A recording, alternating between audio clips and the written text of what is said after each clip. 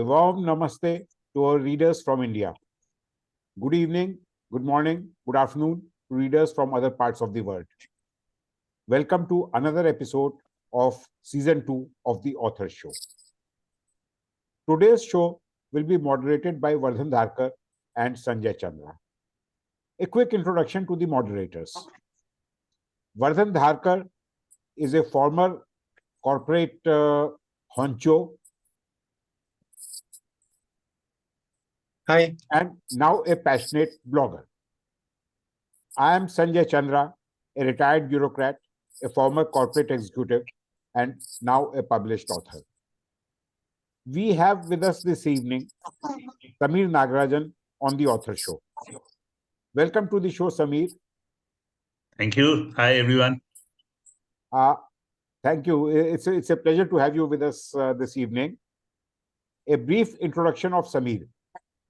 Samir is an MBA from XLRI Jamshedpur, who has been working since 1988. A keen observer of human behavior in various contexts, he has also used his extensive travels across India and other countries to sharpen his understanding of why people behave the way they do. Having seen the tumultuous changes that swept across India in the last 5 decades, he pulled together a collection of short stories in the Parijat Tree and Other Stories, published by Vishwakarma Publication in February 2023. Apart from this, he is an avid reader and reviews books on social media frequently. He also publishes a leadership blog on LinkedIn that attracts debate and discussion. Let me admit a few more people who have joined in. Yeah. Samir is based in Dubai.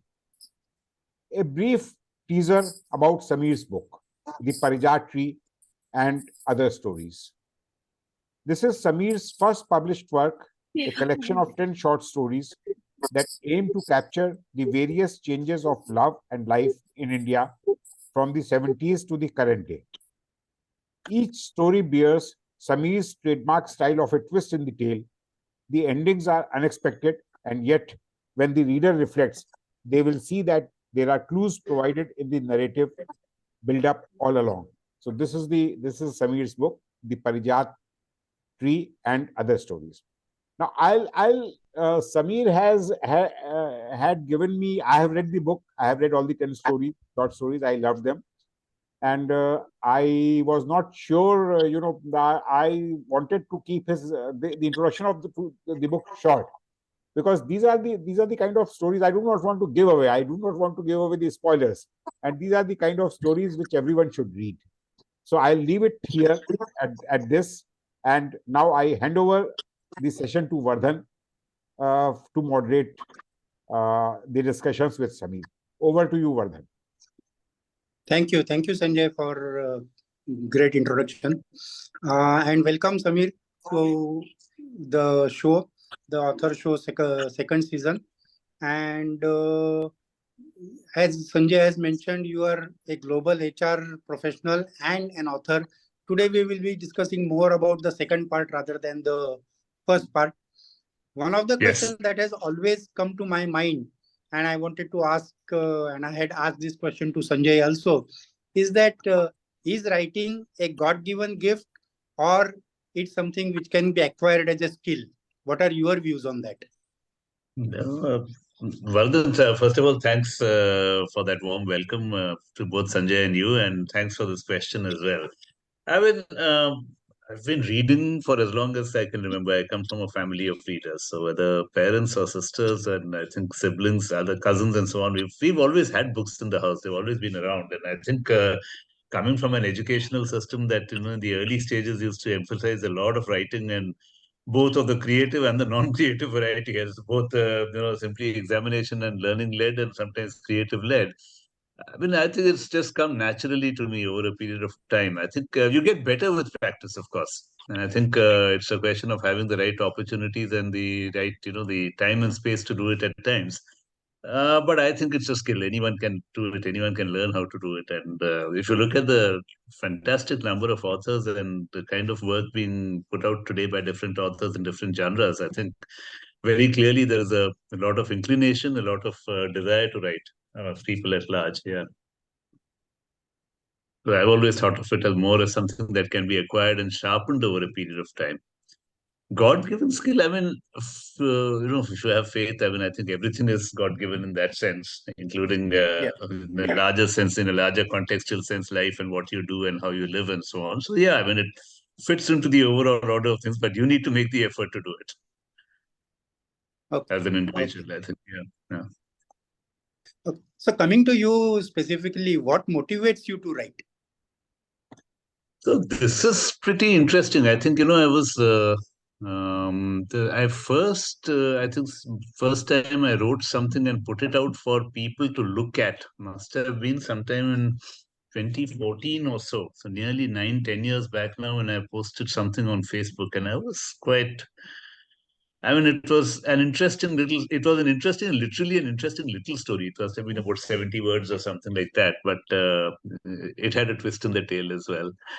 And I didn't know how people would react to it. So I was a little excited, little apprehensive. Then the reaction was generally positive. So then I started writing more and went on to social media. And I think so increasingly the stories became longer, but remained true to the theme of the twist in the tail.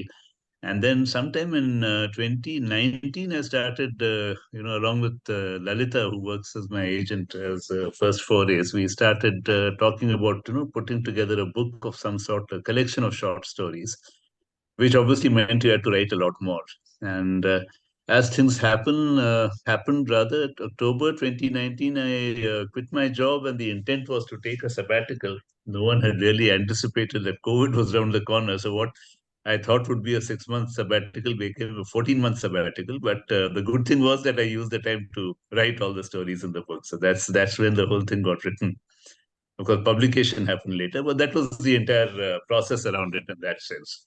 Prior to that, there have individual short stories, as I said, which got published in social media and so on. But this was the first full length or first collection of books. The first time a book entirely in my name was published, which is a nice Okay. feeling, a different feeling and a nice feeling, I think.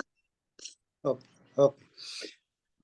One question based because of your background as a global HR professional, and you have worked in many countries and many continents, is that how do you balance between writing and your professional commitments? Yeah, good question, Vardhan. Sometimes even I wonder. I think if you really want to do something, you make time for it. I know that sounds like a very private sector company kind of answer, but I think so. There were 2 or 3 things that worked for me, I think, and maybe in a sense this ties into the earlier question as well. I've been lucky in that I think we've traveled a lot as kids. Dad was in the railways, so we've never spent more than 2 years in one place. And these were fairly momentous years, 70s, 80s, 90s, and so on. So what you would call metro cities and what you would probably call B class or tier 2 cities and so on. So we went through all of them. So I've seen and different parts of the country. We've lived in North India, West India, and South India as well in different cities. So I think when you go through so many places and so many experiences, one of the things that happens is that if you look at it with an air of curiosity and an air of observation, you pick up stories, and that kind of makes it easier.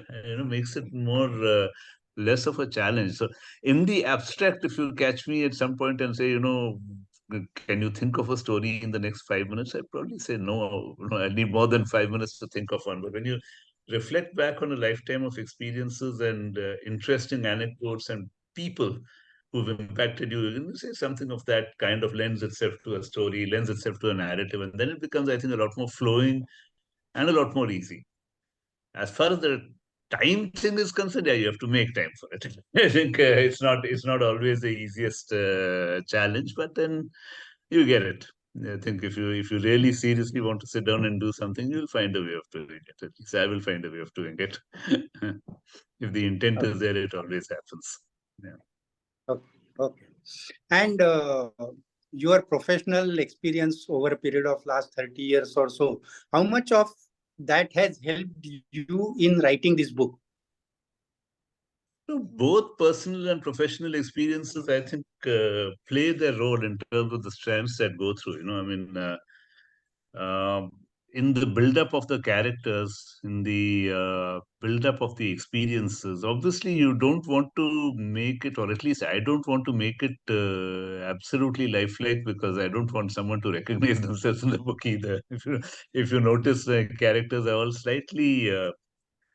They're not clean black and white. Yeah? No one is perfectly good or perfectly bad, and even the so-called positive characters have something about them that you look at and say, "Good Lord, is this really what this person is about?" So, but I think that is what reflects reality. None of us are perfect. I mean, all the people whom I've met in my school days and in my working life, there is one who is, absolutely all good or absolutely all bad. They're all shades of gray. They're mixed. They're human at the end of the day.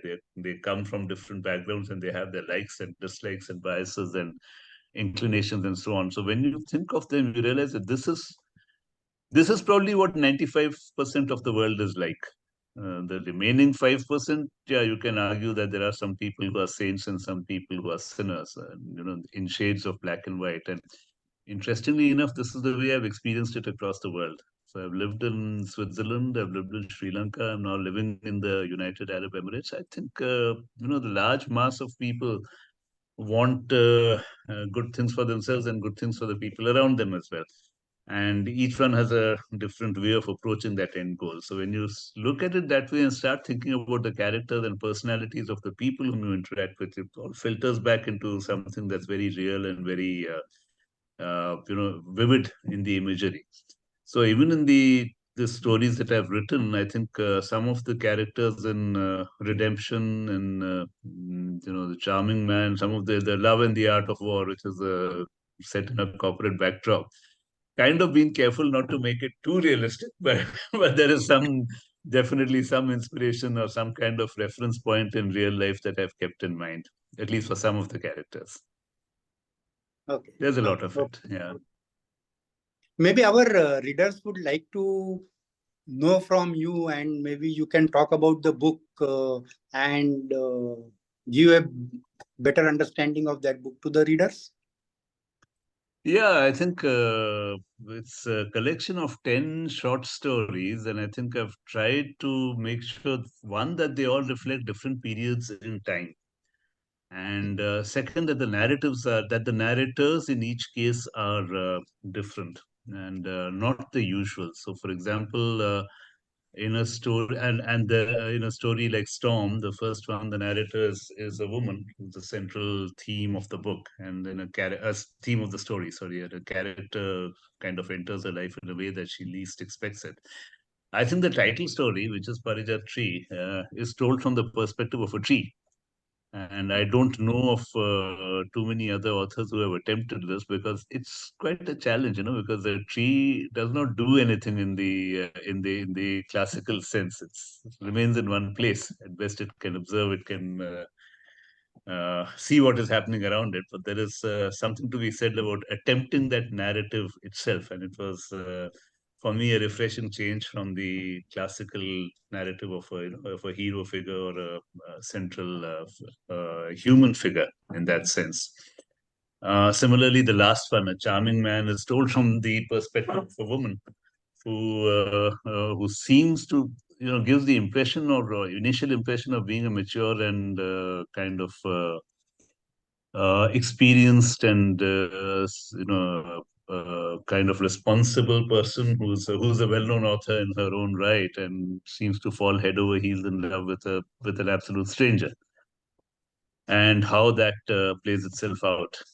And then there was the question of so I know, for example, there's a family where the lady is a very successful senior executive, and the husband is a very a seasoned creative personality who does a lot of creative work, and you can see something like that playing itself out in one of the stories. How does that dynamic work in a society that values the classical nuances of achievement more in men, and kind of assigns a gender stereotype to a woman in terms of take care of the house and take care of the kids and so on, and when you reverse those roles, what really happens to the dynamic, and especially when there are other players in the families involved. So and of course, one of the ones that I like is Indignant Innocence, which is a very, very short story. I think just about 2 or 3 pages long, but packs a punch. And I think, as Sanjay was saying, some of these stories you can't really talk about how they play out because anything is a spoiler. And you give it away, then there's not much of fun in reading it. But the other thing was the other characteristic nuance in all these stories is also, I think, the what I call the twist in the tail or the sting in the tail. You don't really expect it, but at the same time, I think by the time you're into the third or fourth story, you're like, okay, this is something you've got to look out for. So where are the clues that are seated somewhere in the story, and something is going to emerge that is contrary to what you expect. But in retrospect, is going to look very logical and say, okay, this much was bound to happen. And I think as a writer, some of the creative challenges around that, how do you build the narrative into something that is that has a certain amount of surprise value or even shock value to the reader who's actually approaching it. Why do you read at the end of the day? If one of the reasons is you want to be entertained and you want to be, escape to a different world for a while. So that is really what you're trying to achieve, I think, as a writer, or at least what I was trying to achieve with this book. The other is, of course, that I kept it very distantly linked to phases in time. So there are stories where you'll see the presence of mobile phones and laptops, but there are other stories which are very, very distantly 70s and 80s, and the pace of life was a little less hurried. And I think life was, in a sense, a little calmer, a little more peaceful, but and a little less technology oriented. So I think pulling it all together was a really exciting piece of work in that sense. It, it must have been a tough task to find 10 twists in the tail. Yeah, well, it took some time because each of them, I think there's a lot of edits and re-edits and rewrites. And I think, interestingly, as they say, you find it difficult to edit your own work. So I have various versions of various stories on my drives. I think there was a whole lot of, there were at least 7 or 8 friends who were, and people I knew who were quite willing to look at the work and critique it and offer some advice. I think none of them are, I would say, professional readers or writers in that sense. But they were, I think, quite willing to offer a lot of feedback in terms of how the stories impacted them. So that contributed a bit to the rewrites and made it a little easier to get some leads in terms of what to do and where someone was left cold or where someone was kind of taken up or engaged with a story in the way it built up. But yeah, it takes time. I think someone asked me, when do you know that a story is complete? And I was like, you don't actually know when it's 100% complete. I think you have a sense that, okay, you're broadly there and something might, there could still be a 5% or a 2% or 1% more that you could do in purely, if someone was to ask me to define it in purely quantitative or in terms of something like that. But you have a sense of, okay, the sense of being there and you look at the whole thing and say, all right, the build-up is all right, the narrative is all right, and the denouement is all right. So it's good. Why the name Parijat? It has a significance in Indian mythology. So Yes, well, I think it does have a significance in Indian mythology. So I wanted to root the story very much in India, and it was very kind of important for me to not to choose a title that left it, where you could look at it and say this could happen in any part of the world. And in that sense, I think the Parijat is unique. One, it carries a lot of mythological value, as you said, in terms of Hindu mythology and the role that it plays in various narratives and stories across the centuries. And I think the fact that it's also found almost everywhere. It is in that sense a fairly, it's not confined to any particular region or any particular state or anything like that. And personally, I like the flowers, so that made a difference as well. Yeah, so that was maybe. really something. Yeah, sorry, go ahead. Go ahead. No, so, no, I was just closing that. I was saying, yes, that is really what led to the choice of the Parijat tree. I mean, there were another one or two names I was toying with, but they would have kind of sounded a bit English. They would have sounded a bit not necessarily rooted in India. So finally, the choice for me was on this one. Perfect. Maybe our readers would love if you can read a passage from the book. Okay. Let's see which one is interesting. Did you have some passage in mind? No, that's entirely left to you. It's your choice. Okay.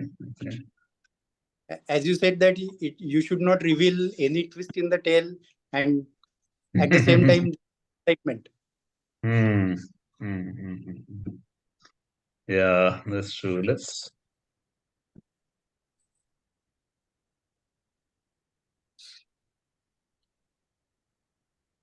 look at something from the Parijat tree itself.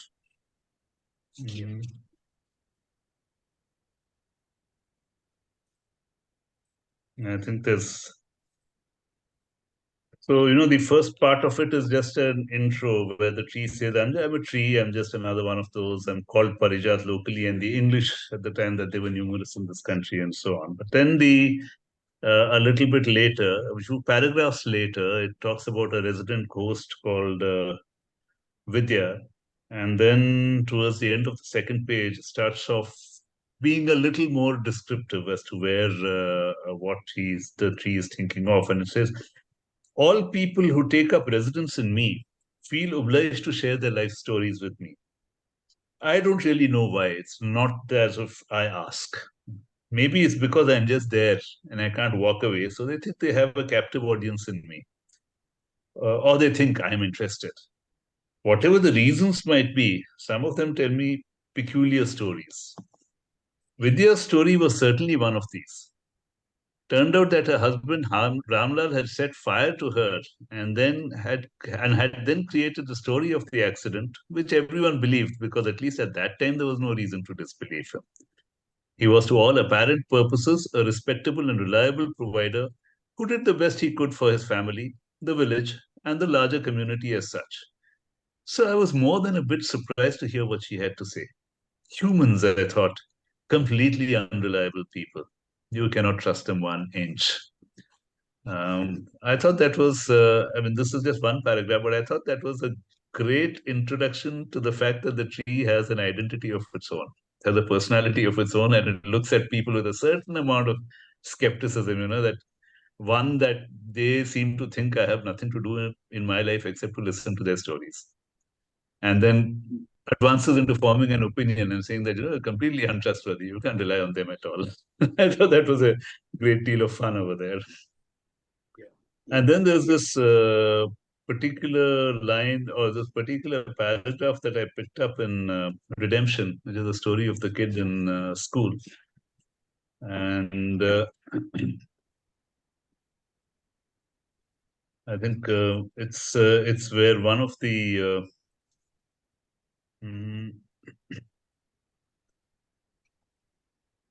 no, it's in the denouement, towards the denouement, but where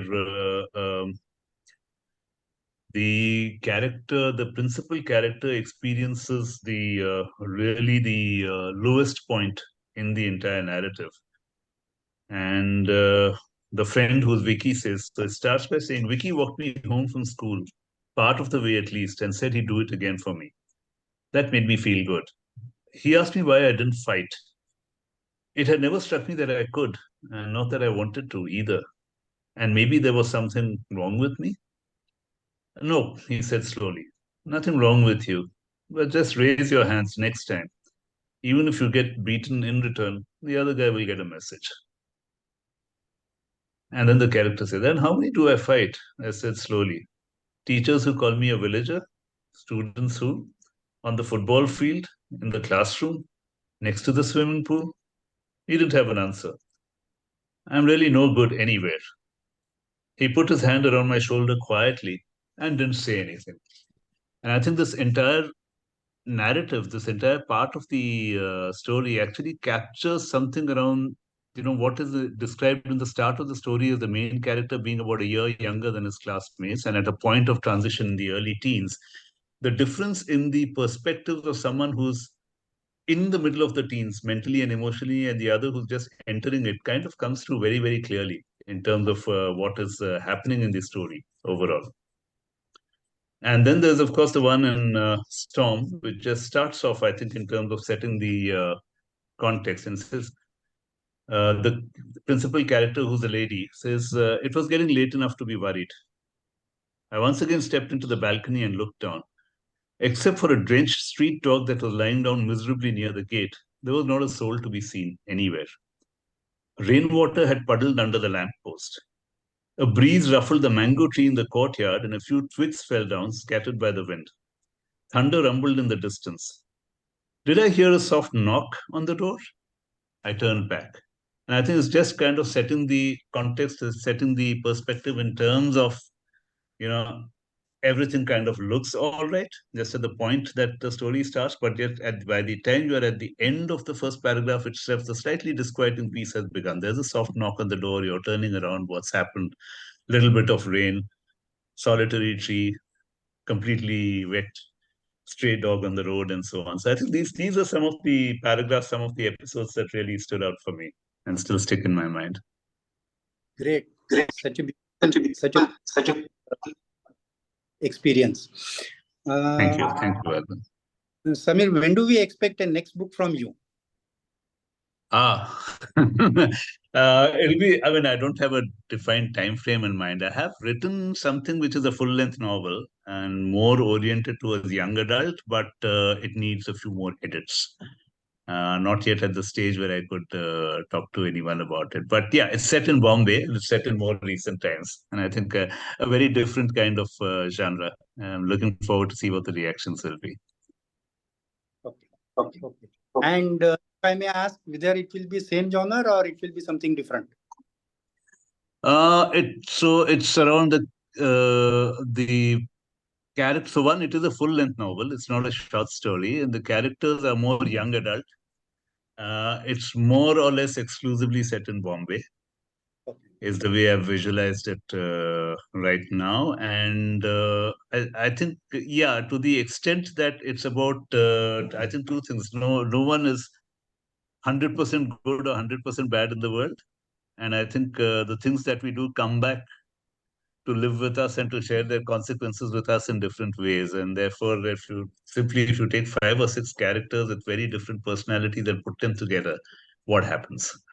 I think it remains true to the theme that I generally adopt of watching how they behave and why they behave the way they do, and how that psychology and that interaction plays itself out in a series of day-to-day interactions. So I think that's where it is. I'd probably say young adult, set in Bombay, and focusing more on the psychology and the behavior of individuals, how they behave and why they behave the way they do. Okay. But yes, unexpected consequences at the end. Okay, so that trademark will be there. That twist in the tail will be there, I think, for each of the characters. Yeah. Perfect. Sanjay, when he was giving your introduction, he mentioned that you also review the books. So what do you find easier, reviewing the book or writing the book? I think both are equally challenging. I think I like to. So when I review a book, my philosophy or my approach has always been that there's something to learn from every book, either in terms of the content or in terms of what it tells you about the characters, or simply about writing styles. So in that sense, no particular book or writer is good or bad. And if you don't find anything of value in it, it probably speaks more about you as the reader and reviewer than it speaks about the author as a writer. That said, I look for characteristically for stories that hold my interest. So even a book like The Covenant of Water, which is a 600 to 700 page long book, but an interesting read. And also there are obviously much shorter books that also hold your attention quite strongly. I mean, Covenant of Water, I remember because I read in the last 2 or 3 weeks. So there is something in terms of and then to craft a review, how much can you talk about the book without giving it away? Because I think all authors don't, no author would like their entire plot or story to be given away in advance, and it kind of spoils the joy for a reader as well. And what do you personally take away from it as a writer? So I think that is it's always interesting. I find it a constant challenge to answer your question. Whether do you spend time reading or do you spend time writing? I think I spend more time reading, frankly, much as I would like to achieve a balance between the two, and maybe spend a little bit more time writing, but that still remains that, I would like, within quotes, I would like to do that, but am I doing that right now? No. Says I'm doing a lot more reading, and I think a lot more talking about the Parijat tree right now, frankly.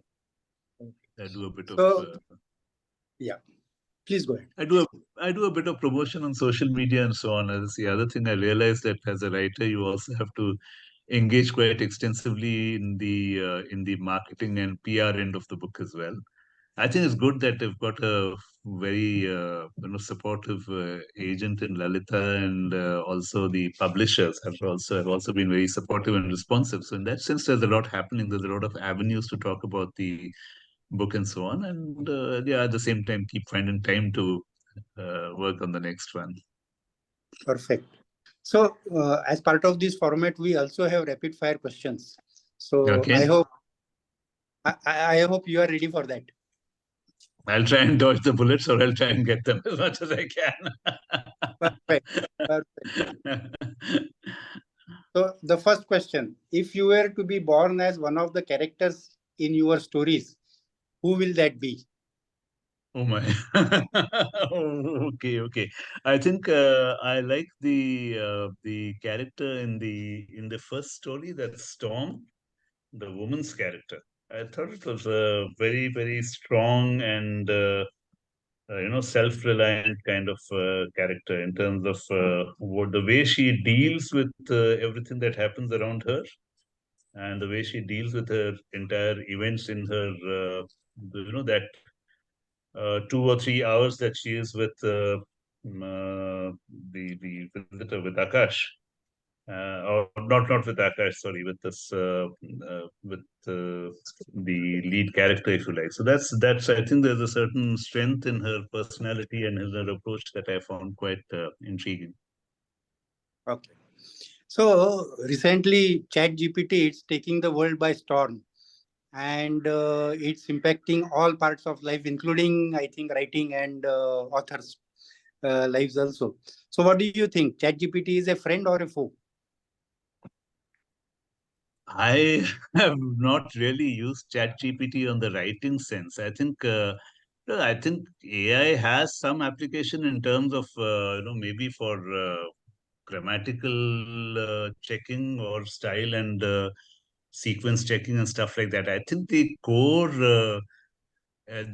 creative function of a writer can't be replicated. I don't think AI can ever do that in any meaningful kind of way, and so I would be very wary of even trying that out. And I know that some publications of Amazon, for instance, has said that they don't. Kindle Direct Publishing now does not accept any book that has been through any of the AI chatbots or anything like that. So I think it's a matter of what you want to use it for and how you use it. I would never substitute the core of the creative writing process with an artificial intelligence process. I think that will kind of take the joy away from it, take some of the excitement away from it, but around the edges, if you want something by way of edits and suggestions, and or maybe fact checks. One of the areas that I find both Google and AI reasonably good at is in providing a summary of facts. So if you need to build context, if you need to build perspective on what is happening or to a character in your story, or in a particular backdrop of a social event or a national event or something, I guess stuff like that, it might be useful. Okay. But I am no great Quickly. fan of it anyway, as is evident. Okay. Name one book which Name one book which you would like to carry always with you. Oh, there is this book, the 1960s book by an author called George R. Stewart. It's called Earth Abides. And it's so all of his books deal with the context of man in the backdrop of a very hostile environment. And Earth Abides is about, and in the context of COVID, it seemed very real to me.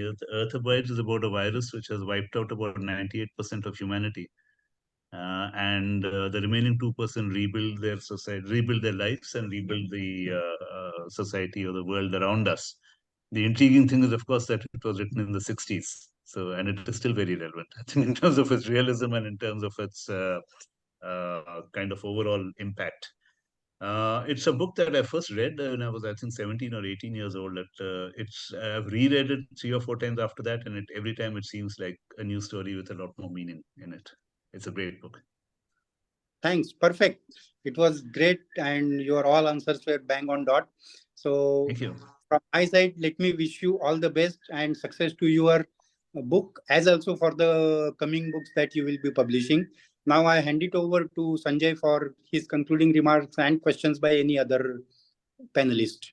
Thank you. Thank you. Thanks so much. Yeah, thank you so much, Vardhan, for such a wonderful and great moderation. Thank you so much, Samir, for being a part of our show. Wish you all the best. Thank you. Thank you, Thank you, readers. Sanjay. It's been absolutely great. You know, it was a great and scintillating evening, scintillating conversation between the two of you. We loved every moment of it. Thank you, readers, for joining this evening. We also recorded the show, and we will share the recording on YouTube and other social media handles. Please do read Samir's The Parijat Tree and other stories. And share your reviews. Tell us all about the twist in the tale, what you felt about it, whether you would have wanted it to end in any other way. So that would be wonderful. I was wondering, Samir, maybe you could pick up one story and then write all those 8 or 10 scenarios, different scenarios that you were talking about. So maybe you could have 10 different books altogether with those scenarios. So thank you all very Sanjay, much. Yeah. If I could just respond to that, it's a very interesting thought. But one of the stories that is not in this book is one that I wrote for from a different storytelling and social media kind of platform. It's called Trainmates. The story is called Trainmates, but that one story has kind of had 3 different endings so far. Okay. Quite intriguing that you mention it. First, I had written it with one particular end in mind, and then, quite on an impulse, it went into this social media platform where different writers, each writer writes one chapter. And Okay. then it ended up with a very, very different kind of conclusion there. And then, quite on an impulse, I wrote a third ending for it as well. So that's That's really great. one, I Yeah. think, real example of a That's story that can go in completely different directions depending on what you choose. I think yeah. it's quite an interesting thought because there are at least 2 stories in this book, the first and the last one, the Storm and Charming Man, that have somewhat ambiguous endings and not fitting the classical stereotype of a very, very clear kind of outcome. So it might be quite interesting to see which way that ends if we were to try out different endings. Look forward. So that's the end of the show now, coming to the